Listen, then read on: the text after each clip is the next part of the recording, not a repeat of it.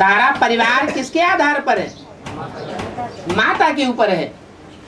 और परिवार में सिर्फ देवात्माएं नहीं है, परिवार में चाहे देवात्माएं अच्छे बच्चे हैं और चाहे बुरे बच्चे हैं, सब परिवार के अंदर है। बाप नहीं है जो अपने लिए जीता हो। घर में आग लगेगी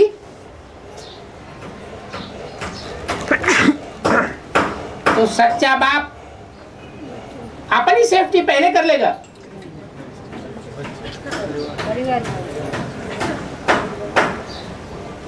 बच्चों को नहीं देखेगा। तो उसका अर्थ भी समझना है। फार्माई सेक माना मेरे अंदर क्या समाया हुआ है, नाम तेसु ते मये।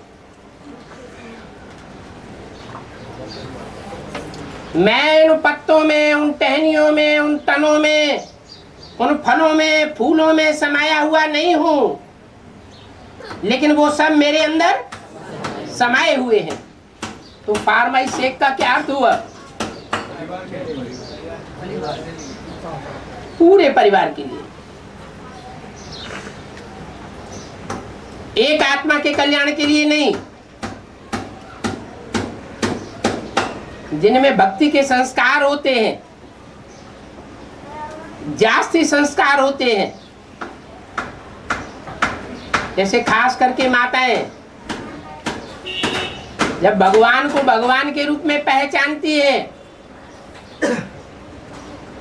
तो अपने परिवार का सुख दुख भूल जाती हैं, अपने पति को क्या कष्ट होगा ये भी भूल जाती हैं। किसके पीछे पागल हो जाती? भगवान के पीछे पागल हो जाती। ये क्या हुआ है? सही हुआ। कैसे?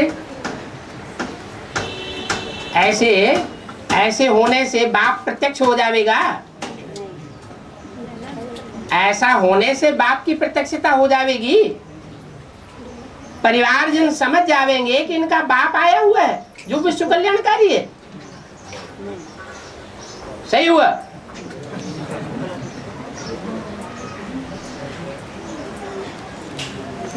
तो बाप विश्व कल्याणकारी है।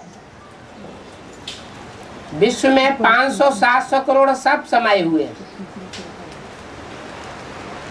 और उन 500-700 करोड़ मनुष्यों के आधार पर कीड़े मकोड़े, पशु पक्षी, पतंगे, सबका जीवन बनता बिगड़ता है।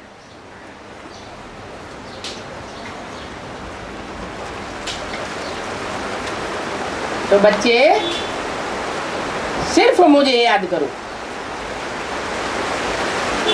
मुझे याद करो का मतलब ये नहीं है कि बोलने वाला सिर्फ ये कहता है कि बिंदु को याद करो, या बिंदु आत्मा कहती है फार्माई से। बिंदु की सुरक्षा और असुरक्षा का कोई सवाल ही पैदा नहीं होता। और वो बिंदु जिसमें प्रवेश करता है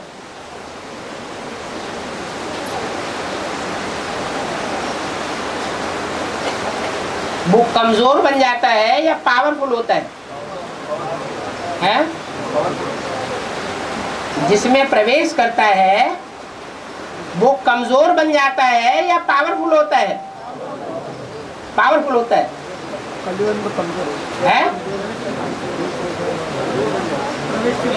देहभान में होता है या आत्माभिमान में होता है? पहले आत्माभिमान में नहीं होता, देहभान में होता। तो देहभान में होने से आत्मा कमजोर होती है या पावरफुल हो जाती है? कमजोर हो जाता है।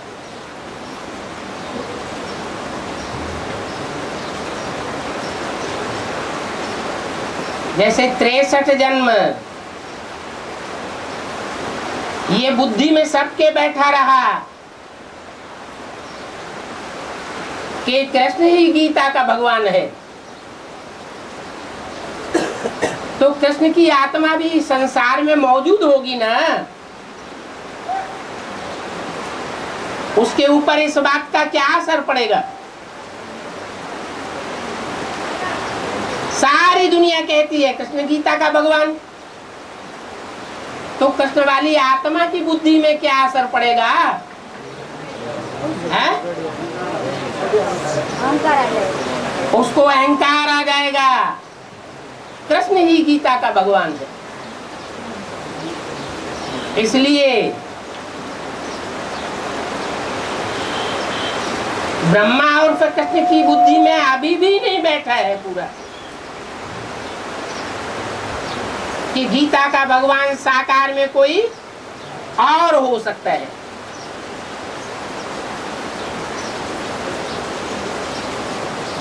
और वो हो सकता है जो विष पीते हुए दिखाया गया है।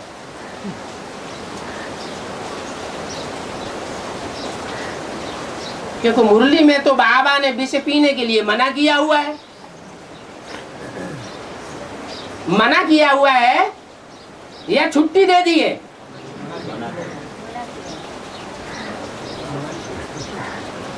मना किया हुआ है और वो विष पीता है।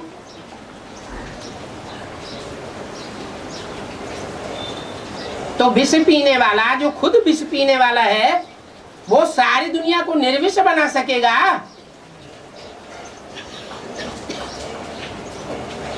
है? है? वो कह रहे नहीं है? हाँ हाँ, जो सारी दुनिया का विष पीने वाला है वो दूसरों को निर्विष कैसे बनावेगा? खुद ही ऐसा है, विष पाई है, तो जो जैसा होगा वैसा ही बनावेगा ना। विष बुद्धि रूपी पेट में धारण नहीं करता, गले में ही रख ले।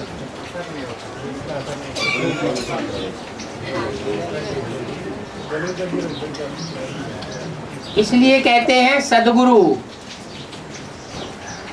सद्गुरु की बात माननी चाहिए, लेकिन सद्गुरु के कर्मों को फॉलो नहीं करना है। इसलिए मुरली में भी बोला है, शंकर समान पुरुषार्थ नहीं करना है, शंकर बन करके नहीं बैठ जाना है, ब्रह्मा को कर्मों में फॉलो करना है। बात मेरी मानना है।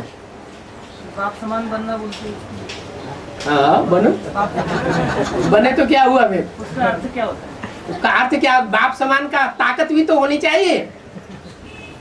बाप विष पाई है और विष पीने के बावजूद भी प्रसन्न रहता है और ज्ञान सुनाता है, ज्ञान उड़ नहीं जाता, तो इतनी ताकत है। एक बात में फॉलो किया और दूसरी बात में उड़ गया, तो कैसे चलेगा? इसलिए बोला